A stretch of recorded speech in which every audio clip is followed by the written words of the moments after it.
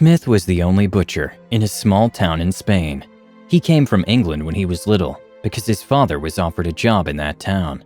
He grew up along the other kids in the town and developed good friendships over the years. And for this reason, when he grew up and opened his own butcher shop, he always had customers.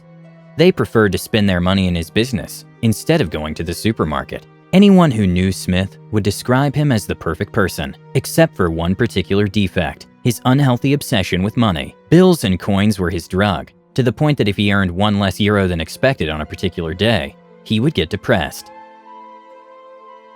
He married 12 years ago, and 10 years ago is when his son was born, who had helped Smith at the butcher shop since he was little. The business then started doing badly for a few months. The meat Smith was selling tasted terrible, and thus only his closest friends were making the sacrifice of buying meat there. Smith's previous supplier went bankrupt, and so he had to look for a different one. Then one morning, while organizing the counter, he heard a devastating scream inside the shop. When Smith arrived, he found that his son had slipped while grinding up meat. Part of his arm ended up in the machine, and there was blood everywhere. After bandaging him and placing ice on his wound, he called his wife and an ambulance so they would take his son to the city's hospital. Smith couldn't go, because if he were to close that day, his family wouldn't have enough to eat for the rest of the month. All Smith could do was pray and hope his son wouldn't bleed to death. However, as he prayed, Smith had an idea. He decided he couldn't let all that meat go to waste, so he prepared it to sell it. He cried as he made burger patties with ground pork and chunks of his son's arm, but he had no other option. He placed the patties in the counter and waited for the first customer to arrive.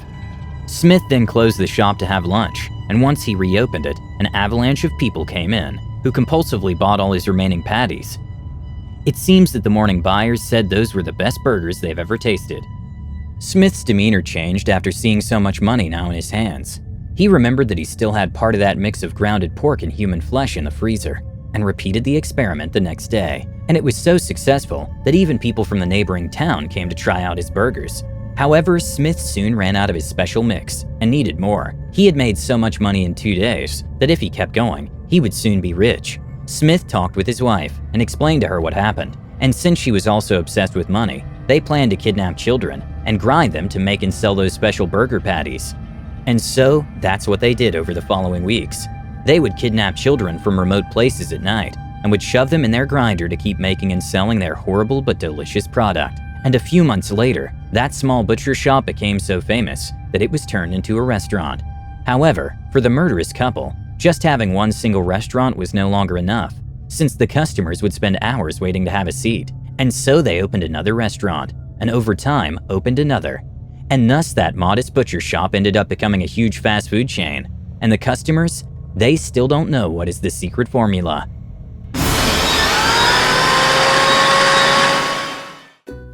If you enjoyed this video, don't forget to like it. And if you want to see more Draw My Life videos, subscribe to our channel.